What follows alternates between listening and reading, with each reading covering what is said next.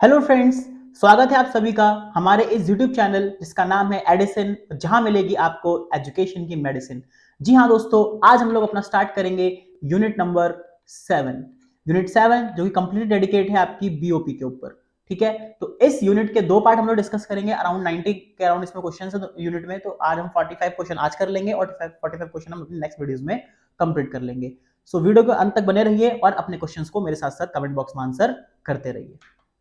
Unit 7 है आपका balance of payment. तो स्टार्ट करते हैं हम लोग। हमने 6 यूनिट अपनी कंप्लीट कर ली है, तो प्लीज अपने यूट्यूब चैनल पर जाके इसको प्लीज सब्सक्राइब कीजिए और इन वीडियोस को देखिए। चलिए स्टार्ट करते हैं विदाउट वेस्टिंग टाइम। हम यहाँ पे क्वेश्चंस को फटाफट डिस्कस करेंगे। जिन क्वेश्चन को डिस्कशन करना जरूरी रहेगा उनको डिस्कस करेंगे, अदरवाइज आंसर टिक करके हम लोग आगे बढ़ेंगे, क्योंकि 1500 क्वेश्चंस करने हैं, वो कोई एक इजी टास्क नहीं है यहाँ पर। ठीक है, स्टार्ट करते हैं। पहला question, identify which of the following transaction is not recorded in current account balance of payment. तो करंट अकाउंट बैलेंस में कौन सी ट्रांजेक्शन आपकी रिकॉर्ड नहीं होती। देखो हमारी चार तरह की ट्रांजेक्शन होती है। एक होती है विजिबल ट्रांजेक्शन, एक होती है इनविजिबल ट्रांजेक्शन, एक होती है कैपिटल ट्रांसफर और एक होती है आपकी यूनिलेटरल ट्रांसफर। तो जो कैपिटल ट्रांसफर होती है ना, ये कभी भी रिकॉर्ड नहीं होती, जो आपके असेट और लायबिलिटी को क्या करती है, अफेक्ट करती है। तो ये ट्रांजेक्शन कभी भी रिकॉर्ड नहीं होती करंट अकाउंट में। ये कहां पे अकाउंट रिकॉर्ड होती है, ये रिकॉर्ड होती है आपके कैपिटल अकाउंट में। तो देखो सेल ऑफ गुड ये रिकॉर्ड होगा, ये भी रिकॉर्ड होगा, ठीक है, ये भी रिकॉर्ड होगा, लेकिन sale of shares of an Indian company to an American, ये रिकॉर्ड यहां पर नहीं होगा। तो option number D will be the right answer. Next, identify which of the following statement is not true about BOT. BOT क्या होता है, जो बैलेंस ऑफ ट्रेड होता है, ये होता है जो आपका एक्सपोर्ट एंड डिफरेंस। क्या होता है, डिफरेंस होता है आपका एक्सपोर्ट एंड इंपोर्ट। जबकि गुड्स का जो भी आपके गुड्स होते हैं, जो आपके विजिबल आइटम होते हैं, उनका डिफरेंस, उनका एक्सपोर्ट और इंपोर्ट का डिफरेंस क्या कहलाता है, बीओटी कहलाता है। ठीक है, तो यहाँ पे इसका क्या आंसर होगा, अगर हम ऑप्शन नंबर सी को देखें यहाँ पे ध्यान से, it is said to be balance when export of goods and services is equal to import of goods and services. अब देखो सर्विसेज की बात आ गई ना, तो ये तो नहीं है, तो यहाँ पे हम export of goods is equals to import of goods होता, तो आपका ऑप्शन यहाँ पे बिल्कुल सही होता। बट सर्विसेज की बात करें तो सर्विसेज बीओटी में नहीं रिकॉर्ड होता। ट्रेड हम हमेशा गुड्स से करते हैं, यहाँ पे सर्विसेज की बात नहीं करेंगे, हम यहाँ पे सिर्फ और सिर्फ गुड्स की बात करेंगे। तो option number C will be the right answer. Next, the balance of payment records the transaction in goods and services and assets between. जो आपका बैलेंस ऑफ पेमेंट है वो क्या रिकॉर्ड करता है, मैंने बताया था कि जो आपके यहाँ देखो ऑप्शन नंबर सी को अगर हम पढ़ेंगे, residents of a country with the rest of the world. Suppose करो ये आपका अगर इंडिया है और ये डिफरेंट डिफरेंट देश हैं आपके, तो इंडिया से जितने भी ट्रांजेक्शन आपकी यहाँ पर हो रही है या फिर ट्रांजेक्शन जितनी भी इंडिया की तरफ आ रही है, तो residents of a country with the rest of the world, हमारी कंट्री के साथ रेस्ट ऑफ द वर्ल्ड जो भी होंगे, जो भी ट्रांजेक्शन किए जाएंगे, वो सारे के सारे किस में रिकॉर्ड होते हैं, बैलेंस ऑफ पेमेंट में रिकॉर्ड होते हैं। तो option number C will be the right answer. Next, net invisible record in current account balance of payment. Net invisibles record in current account balance of payment is the difference between value of export and value of import of invisible in a given period of time. देखो net invisibles, net invisible मतलब, invisible मतलब क्या होता है, invisible मतलब जो चीज हमें दिखाई ना दे, यानी कि सर्विसेज वगैरह, जो सर्विसेज होती है, जो नेट इनविजिबल्स होते हैं, वही क्या होते हैं आपके, जो वैल्यू ऑफ एक्सपोर्ट, जो भी सर्विसेज आप एक्सपोर्ट कर रहे हो प्लस उसका डिफरेंस, और जो भी सर्विसेज आप इंपोर्ट कर रहे हो उनका डिफरेंस ही क्या कहलाता है, नेट इनविजिबल्स कहलाता है। और अगर नेट विजिबल्स होता तो भी ये कहलाता आपका कि वैल्यू ऑफ गुड्स, जो भी आप गुड्स एक्सपोर्ट कर रहे हो बाहर और जो भी आप गुड्स इंपोर्ट कर रहे हो उनका डिफरेंस। यहाँ पे सर्विसेज की बात की गई है, इनविजिबल्स की बात की गई है, तो हम यहाँ पे सर्विसेज की बात करेंगे। तो option number C will be the right answer. Next, capital account, capital account balance of payment record. जब कैपिटल अकाउंट होता है वो क्या रिकॉर्ड यहां पर करता है, export and import of goods and services ये नहीं करता, यूनिलेटरल ट्रांसफर ये भी नहीं करता, all transaction will lead to change in the ownership of asset between one nation and rest of the world. बिल्कुल सही, सिर्फ और सिर्फ यही ट्रांजैक्शन आपकी रिकॉर्ड करता है, कौन, कैपिटल अकाउंट। वो ट्रांजैक्शन जो आपके असेट और लायबिलिटी को इफेक्ट डाले, ठीक है, जैसे आपका बोरोइंग्स हो गया, ठीक है, इन्वेस्टमेंट्स हो गया आपका, ये सारी ट्रांजैक्शन किसमें आती है, आपकी कैपिटल अकाउंट्स में आती है। तो यानी कि क्या होगा, ओनली थर्ड, यानी कि ऑप्शन नंबर सी इसका भी यही आंसर होगा। Next, which of the following statement is not true about current account of balance of payment. कौन सा स्टेटमेंट ट्रू नहीं है, ठीक है, ट्रू नहीं है तो नॉट लिखा ना यहाँ पे, तो नॉट पे फोकस करना है, ट्रू नहीं है। चलो देखते हैं, current account surplus implies that nation is a net borrower from rest of the world. तो ठीक है, ठीक है, ट्रू नहीं है।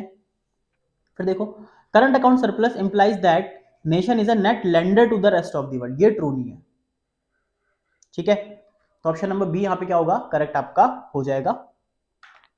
नेक्स्ट आ जाइए, private transfer receipts mainly representing remittances by Indian employed overseas will be recorded on, जो भी आपके प्राइवेट ट्रांसफर रिसीट्स आएंगे, जो भी रिसोर्ट रिसीट्स आएंगे किस तरफ होंगी, अगर मतलब हमारे पास कोई पैसा आ रहा है तो क्या होगा आपका, क्रेडिट साइड होगा, ठीक है, क्रेडिट साइड होगा। देखो क्रेडिट कहां कहां पर है, ये खत्म और ये खत्म। अब करंट अकाउंट में होगा कि कैपिटल अकाउंट में होगा, देखो कैपिटल अकाउंट में हमेशा असेट और लायबिलिटी की बात की जाती है, बट यहां तो असेट और लायबिलिटी कोई बात नहीं हो रही है, तो यानी कि कैपिटल अकाउंट भी खत्म, तो यानी कि ऑप्शन नंबर बी ही क्या होगा, सही। तो मात्र ऑप्शन एलिमिनेशन से आपने क्या कर दिया, ऑप्शन सही कर दिया, तो ये क्या होगा, क्रेडिट साइड रिकॉर्ड होगा ऑन करंट अकाउंट, ठीक है। चलो अब यहां पे एक आपका वो दे रखा है, एक आपका केस स्टडी दे रखी है 4-5 लाइन की, वो हम देखते हैं यहाँ पे किस किस एक्सचेंज रेट की बात कर रहे हैं। यहाँ पे देखो, doctor Myra and economics professor, एक डॉक्टर मायरा है, इकोनॉमिक प्रोफेसर है मेरी तरह, मतलब मैं प्रोफेसर नहीं हूँ, टीचर हूँ, was giving a lecture on different types of foreign exchange rate systems where she quoted that central bank has to maintain huge exchange reserve in order to keep the foreign exchange within the certain limits। अब doctor Myra थी वो economics का lecture दे रही थी, जैसे मैं दे रहा हूँ, जैसे मैं आपको बता रहा हूँ कि भैया इकोनॉमिक्स में एक आपका फॉरेन एक्सचेंज 3 टाइप्स के होते हैं, फिक्स होता है, एक्सचेंज होता है और मैनेज फ्लोटिंग होता है। फिक्स वाले में गवर्नमेंट रेट फिक्स कर देती है, फ्लेक्सिबल में मार्केट अलाउ करती है, और मैनेज फ्लोटिंग में गवर्नमेंट भी कुछ थोड़ा गवर्नमेंट भी क्या करती है, अपना दबाव डालती है और मार्केट भी थोड़ा थोड़ा अपना दबाव यहाँ पे डालती है। तो देखिए यहाँ पे क्या बोल रखा है इन्होंने, क्या लिख रखा है, जहां पे सेंट्रल बैंक की जरूरत पड़ जाए, सेंट्रल बैंक क्या करेगी, वहां पे लिमिट लगा देगी कि भैया इससे ज्यादा रेट नहीं बढ़ा सकते आप यहाँ पे।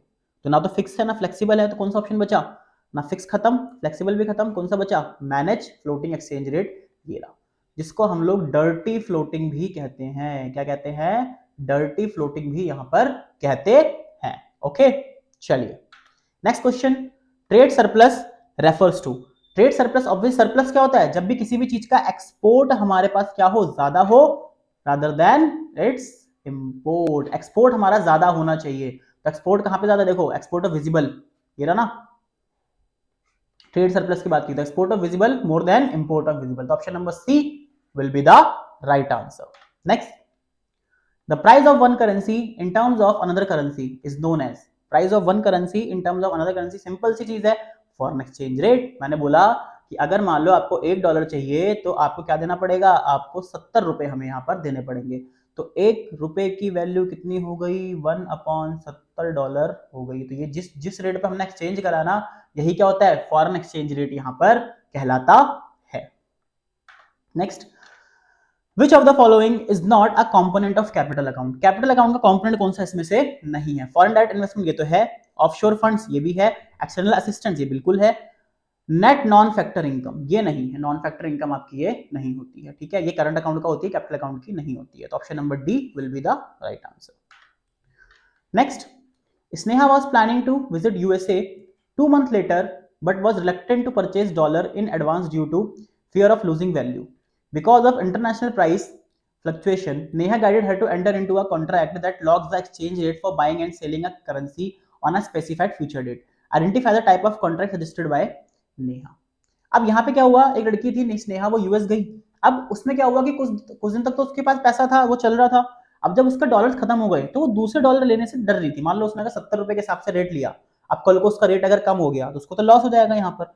तो उसकी एक दोस्त बोलती है, देख तू इस तरीके से अगर करेगी तो एक लॉस से बच जाएगी। तो जो तरीका बताया ना उसने कि तू इस तरीके से करेगी, उसी तरीके का आपको नाम बताना है। तो उस तरीके का क्या नाम बताना है, उस तरीके का नाम है currency forward, currency forward contract. Forward देखो दो तरीके की मार्केट होती है, एक होती है स्पॉट मार्केट और एक होती है फॉरवर्ड मार्केट। तो जो फॉरवर्ड मार्केट होती है ना, यही होती है, क्या देखो लिखा हुआ है इसके अंदर, her to enter into a contract that locks exchange rate for buying and selling a currency on a specified future date, की फ्यूचर डेट पे जो रेट होगा ना आपका, वही यहाँ पे फिक्स किया जाएगा। आज आपने ट्रांजेक्शन तो कर ली, बट इसको हम फ्यूचर डेट पे, जिस फ्यूचर डेट पे आप बोलोगे उस फ्यूचर डेट पे जो रेट होगा उसका, उस रेट पे हम क्या करेंगे, यहाँ पर इसको एग्जीक्यूट करेंगे। तो फॉरवर्ड कॉन्ट्रैक्ट की बात करेंगे यहाँ पे, ना कि स्पॉट कॉन्ट्रैक्ट की बात करेंगे, ठीक है। और अगर ऑन द स्पॉट होता तो हम स्पॉट कॉन्ट्रैक्ट की यहां पर बात करते, तो ऑप्शन नंबर सी यहां पे क्या होगा, राइट आंसर हो जाएगा।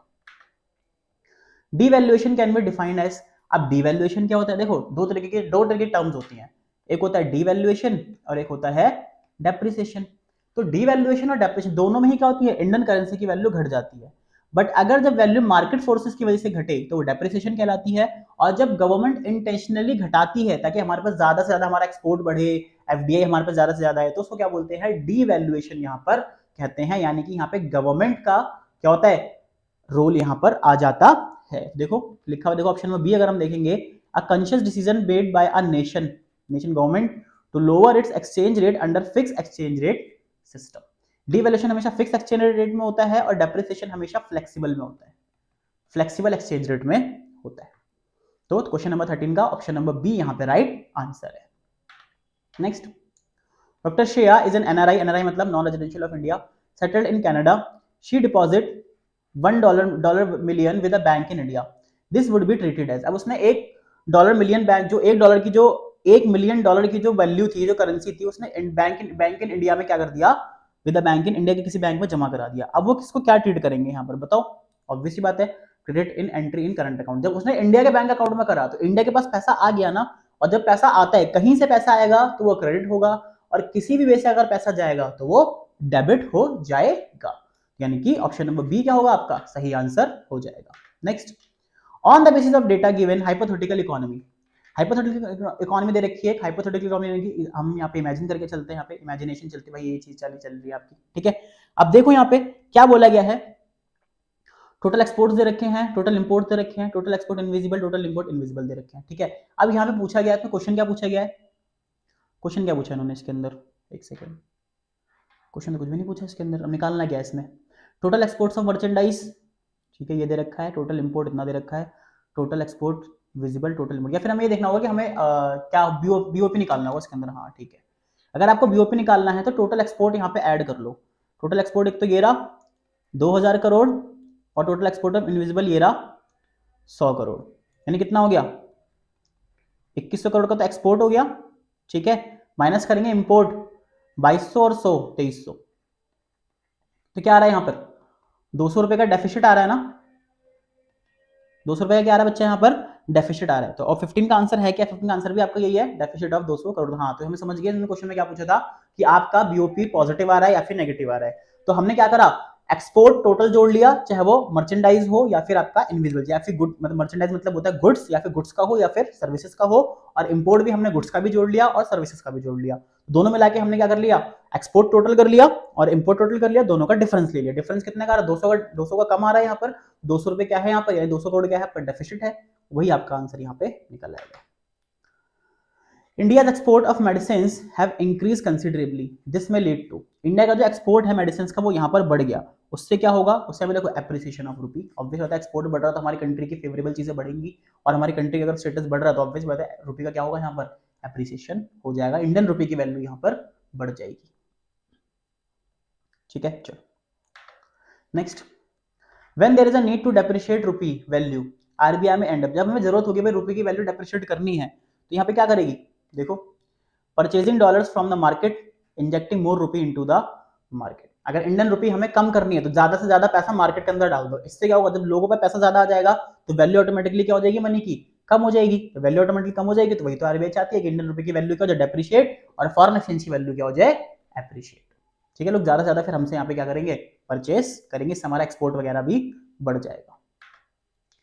अ deficit in current account can be financed by, current account का डेफिसिट कैसे फाइनेंस किया जाएगा, देखो borrowing foreign exchange from an international source, international हम क्या करेंगे, बोरो करेंगे, जो पैसा हमारे पास आएगा, मतलब डेफिसिट अगर बैलेंस आपका डेफिसिट है तो उसको ऊपर करने के लिए क्या करेंगे, बाहर से पैसा उधार लेंगे और उसको उसमें अंदर करंट अकाउंट में डाल के उसको वापस से बड़ा कर देंगे, ठीक है। क्योंकि ये तो कर नहीं सकते, कहाँ गया मेरा कर्सर, न्यू करेंसी नहीं कर सकते, एक्सपोर्ट टैक्सेस भी नहीं कर, कॉर्पोरेट टैक्सेस भी नहीं कर सकते, और रिस्ट्रिक्शन, तो ऑप्शन हमारा यही बचा। इस ऑप्शन के अकॉर्डिंग क्या पूछा, तो इस ऑप्शन के अकॉर्डिंग ऑप्शन नंबर डी ही यहाँ पर होगा, बाकी इसके आंसर चेंज होते रहते हैं। Next, international economic transactions which take place due to some economic motive are known as, जो आपके इकोनॉमिक ट्रांजैक्शन होते हैं जो कुछ ना कुछ इकोनॉमिक मोटिव से के द्वारा ही लिए जाते हैं, तो क्या होंगे ऑटोनॉमस ट्रांजैक्शन, ठीक है। दो होते हैं ना ऑटोनॉमस और अकोमोडेटिंग, तो यहाँ पे वही है ऑटोनॉमस ट्रांजैक्शन, यानी कि option number A will be the right answer. 20, identify which of the following transactions will be recorded on the debit side of capital account, capital account के डेबिट साइड में कौन सी ट्रांजैक्शन आपकी record की जाएगी? यहाँ पर देखो कौन सी ट्रांजैक्शन रिकॉर्ड की जाएगी। ऑप्शन नंबर सी अगर हम देखेंगे, investment by Indian resident in shares of foreign company. Simple सी बात है, अगर हम फॉरेन कंपनी के शेयर में इन्वेस्ट करेंगे तो हमारे पास से तो पैसा जा रहा है ना, और अगर हमारे पास से पैसा बच्चा जा रहा है तो ऑब्वियस सी बात है वो क्या हो जाएगा, वो आपके अकाउंट में डेबिट क्रिएट करेगा। अगर कोई फॉरेनर हमारे कंपनी में आके इन्वेस्ट करता है तो हमारे पास क्रेडिट वहां पे पैसा हो जाता है। तो ऑप्शन नंबर सी यहाँ पे क्या होगा, राइट होगा। Identify which of the following is not an example of invisible item under current account of the balance of payment transaction। इसमें से क्या इसमें से रिकॉर्ड नहीं किया जाता? तो बताओ 21 का क्या है? Option number D, merchandise linked transaction. Merchandise linked transaction मतलब क्या होती है आपकी, एक सेकेंड, मतलब जो आपकी ट्रेड वाले, जिसको हम सी कर देख सकते हैं, सी कर सकते हैं, जो आपके विजिबल्स होते हैं इसको बोलते हैं। ये सारे तो वो है ना, इनविजिबल्स हैं, सर्विसेज वगैरह। Next, two friends Mohit and Shreya were the exchange rate system. ठीक है, डिस्कस कर रहे हैं एक्सचेंज रेट सिस्टम को। क्या डिस्कस कर रहे हैं? Under this system the exchange rates are determined by the market forces of demand and supply, neither government nor central bank plays any role to restrict the fluctuation in exchange rate system। अब आगे आपको पढ़ने की जरूरत है नहीं ना, जब उसने जैसे ही बोल दिया, क्या बोल दिया उन्होंने, बोल दिया कि भैया market forces of demand and supply की वजह से वो रेट क्या होते हैं, एक्सचेंज किए जाते हैं, और ना गवर्नमेंट का और ना ही किसी प्राइवेट सेक्टर का और ना ही सेंट्रल बैंक का इसमें कोई भी इन्वॉल्वमेंट होता है।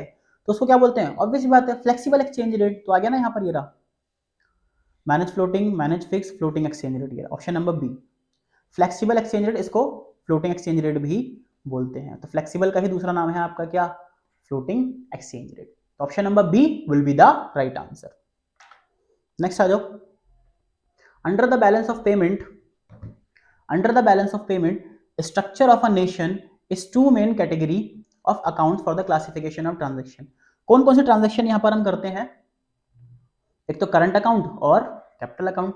जबकि बीओपी होते हैं, बीओपी में दो ही तो ट्रांजेक्शन होती है, एक होती है करंट अकाउंट और एक क्या होती है, एक होती है आपकी कैपिटल अकाउंट। तो करंट अकाउंट और कैपिटल अकाउंट, करंट अकाउंट में आपके तीन ट्रांजैक्शन होती है, कौन कौन सी, visible, invisible and unilateral transfer. और यहाँ पे क्या होता है, सिर्फ और सिर्फ कैपिटल ट्रांसफर। तो चार ट्रांजैक्शन एक यहाँ पे रिकॉर्ड कर ली, बाकी तीनों ट्रांजैक्शन हमने यहाँ रिकॉर्ड कर ली।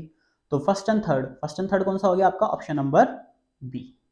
ओके, चलो next, the above mention statement was given by Shreya, identify the type of exchange rate system she was talking about.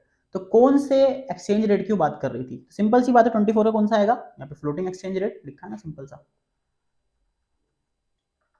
Next, identify which of the following is not true about the gold standard system. देखो gold standard system क्या था बच्चा, इसके अंदर हम सारी currency को gold के टर्म्स में कन्वर्ट कर लेते थे, सारी करेंसी को गोल्ड के टर्म्स में कन्वर्ट कर लेते थे, उसके बाद हम यहाँ पे एक्सचेंज करते थे। ठीक है, तो वही आपकी गोल्ड स्टैंडर्ड सिस्टम होती थी जो ब्रिटेन वुड्स एंड गोल्ड यहाँ पे लेके आए थे वो लोग। ठीक है, 25 का होगा आंसर आपका B. It is a part of flexible exchange rate system. जी नहीं, ये आपका फिक्स एक्सचेंज रेट सिस्टम का पार्ट है, फ्लेक्सिबल एक्सचेंज रेट का पार्ट नहीं है। In case of gold standard system, increase in the value of currency with respect to gold can be called, क्या कहते थे, विद रिस्पेक्ट टू गोल्ड क्या बोलते थे उसको बताओ, रिवैल्यूएशन ऑफ करेंसी। ये नाम था उसका कि रिवैल्यूएशन ऑफ करेंसी उसको बोला जा रहा है। In case of gold standard system, increase इन, अगर वैल्यू करेंसी की वैल्यू इंक्रीज होती है, देखो फिक्स एक्सचेंज रेट में दो ही चीज होती थी, डिवैल्यूएशन और रिवैल्यूएशन। डिवैल्यूएशन में करेंसी की वैल्यू अप हो रही है और रिवैल्यूएशन में, सॉरी उल्टा बोल दिया मैंने, डिवैल्यूएशन में करेंसी की वैल्यू डाउन हो रही है और रिवैल्यूएशन में करेंसी की वैल्यू अप हो रही है। ठीक है, ये चीज थी यहां पर। Next, speculation in foreign exchange rate market can take place easily under. जो स्पेकुलेशन होती थी किसमें मोस्टली सबसे ज्यादा की जाती थी, किसमें की जाती थी बताओ, फ्लोटिंग एक्सचेंज रेट में की जाती थी। ये सस्ते दामों पर खरीद लिए पैसे, क्योंकि देखो फिक्स मतलब फिक्स हो गया कि इस साल आपका फिक्स ही रहेगा चाहे कुछ भी कर लो। बट फ्लोटिंग में क्या था, हर दिन डिमांड और सप्लाई की वजह से हर दिन आपका फॉरेन एक्सचेंज रेट क्या होता है, फ्लक्चुएट होता है और हर दिन आपका रेट यहाँ पे चेंज हो जाता है। ठीक है, 28, on the basis of the data given below for a hypothetical economy. ये आपको डेटा दे रखा है यहाँ पे। ठीक है, अब आपको बैलेंस ऑफ करंट अकाउंट निकालना है। तो बैलेंस ऑफ करंट अकाउंट देखो, export of good and import of good 28। ठीक है, कैसे निकालेंगे, देखो एक्सपोर्ट दे रखा है, इंपोर्ट दे रखा है, और difference between export and import of visible दे रखा है, difference between export and import of invisible item दे रखा है। ठीक है, तो यहाँ पे देखो इनका एक्सपोर्ट करेंगे, यहाँ पे export of good and import of good करेंगे कितना, 300 एक्सपोर्ट है -200, इंपोर्ट है क्या करेंगे 100, और जो डिफरेंस हमने ऑलरेडी यहाँ पे निकाल रखा है इनविजिबल का, तो इसको क्या कर देंगे यहाँ पर ऐड कर देंगे 25 को, कितना हो गया 125। तो 125 आंसर आपका आ गया इसमें।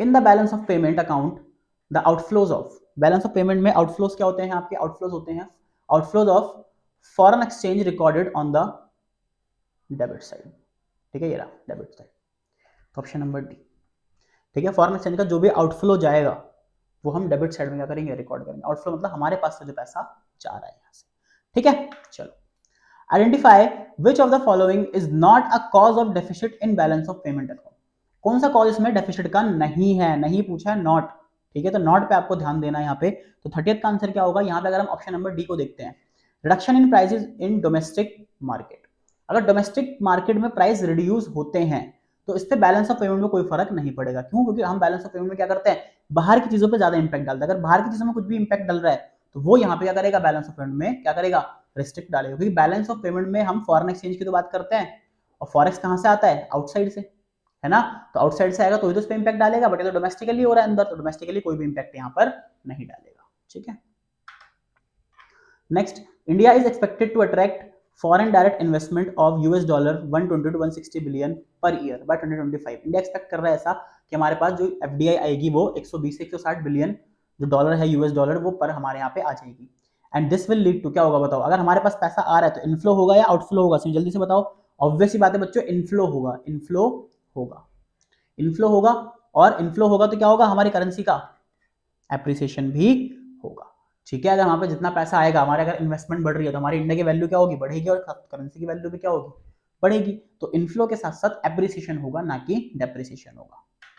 Next, if balance of trade shows a surplus of 100 crore, net unilateral receipts from the rest of the world account for 30 crore and net capital outflow account for 150 crore, choose calculate the balance on current account and choose the correct option। इसमें हमें निकालना में क्या क्या दे रखा है, हमें दे रखा है बैलेंस ऑफ ट्रेड, हमें बीओटी का बैलेंस दे रखा है 100 करोड़ का, ठीक है। नेट यूनिलेटरल नेट यूनिलेटरल दे रखी है हमको कितनी 30, and net capital outflow, net capital outflow कितना दे रखा है 150 crore. Balance on current account and choose calculate the balance on current account, हमें कैलकुलेट करना है बैलेंस ऑफ करंट अकाउंट, तो बीओटी का बैलेंस, ठीक है, नेट यूनिलेटरल नेट, ठीक है, ठीक है बच्चों। तो इसका क्वेश्चन आप लोग करो, इसको आप आंसर करके मुझे कमेंट बॉक्स में इसका आंसर बताना। एक न्यूमेरिकल मैं आपको करा चुका हूं, एक न्यूमेरिकल आप मुझे ये करके आप मुझे आंसर कमेंट बॉक्स में बताओगे फटाफट से, ठीक है। चलो, अब यहां पे देखो बच्चों 33 से 50, ये क्वेश्चन आपके वो हैं जहां पे हमें स्टेटमेंट गिवन होती है, दो स्टेटमेंट, स्टेटमेंट 1 एंड स्टेटमेंट 2, और इसका ऑप्शंस क्या होते हैं, पहला ऑप्शन होता है कि जब दोनों स्टेटमेंट हमारी सही हो, दूसरा ऑप्शन स्टेटमेंट 1 दोनों स्टेटमेंट क्या हो, गलत हो। पहला ऑप्शन दोनों स्टेटमेंट आपकी सही हो, और दूसरा स्टेटमेंट दूसरा ऑप्शन दोनों स्टेटमेंट आपकी गलत हो, और तीसरा स्टेटमेंट जो तीसरा ऑप्शन होता है उसमें क्या होता है, स्टेटमेंट 1 सही और चौथे वाले में स्टेटमेंट 2 सही। तो मैं आपको बेसिकली ये बताऊंगा कि कौन सी स्टेटमेंट सही है और कौन सी गलत है, तो अकॉर्डिंग टू ऑप्शन आप लोग उसको क्या कर लेना, रिएक्ट कर लेना, ठीक है। यानी कि पहले में दोनों स्टेटमेंट सही, दोनों स्टेटमेंट गलत, तो स्टेटमेंट 1 सही, स्टेटमेंट 2 सही, ठीक है। चले आगे, चलो देखते हैं यहाँ पर, अगर हम 33 की बात करेंगे तो 33 में देखो, current account deficit in an economy arises when the value of export of goods and services is greater. एक सिंपल सी बात बताओ, करंट अकाउंट तब होगा जब सरप्लस ज्यादा होगा, बिल्कुल भी नहीं, ये तो देखते गलत हो गया स्टेटमेंट 1, ठीक है। फिर autonomous transactions are an effective tool to balance out the current account deficit in economy, जी नहीं, अकोमोडेटिंग होती है, ऑटोनॉमस नहीं होती है यहाँ पे, ठीक है। तो दोनों स्टेटमेंट आपकी यहाँ पर गलत हो जाएंगी। Next, statement 1, any unfavourable balance on balance of payment may be counted by the favourable balance of BOT, जी नहीं, क्योंकि देखो बीओपी बड़ा होता है और बीओटी छोटा होता है, अरे यार सॉरी, बीओटी क्या होता है, बीओटी छोटा होता है। अगर बीओपी में कुछ भी अनफेवरेबल आता है तो बीओटी से टफ होगा, बिल्कुल भी नहीं, ये तो उल्टा लिख रखा है यहाँ पे, तो स्टेटमेंट 1 आपकी क्या हो जाएगी, गलत। स्टेटमेंट 2 देखो, autonomous transaction are generally unaffected by the balance on the balance of payment account, बिल्कुल सही, ये स्टेटमेंट आपकी क्या है यहाँ पर सही हो, इफेक्ट नहीं डालती है। स्टेटमेंट 1 अगर हम बोलेंगे, if there if there is some appreciation in the value of home currency of a country, it will adversely affect the import of the country. कैसा होता है, अगर यहाँ पे एप्रिसिएशन होगा तो इंपोर्ट पे इफेक्ट डालेगा? जी नहीं, वो एक्सपोर्ट पे इफेक्ट डालेगा। ठीक है, ये तो स्टेटमेंट गलत हो गई।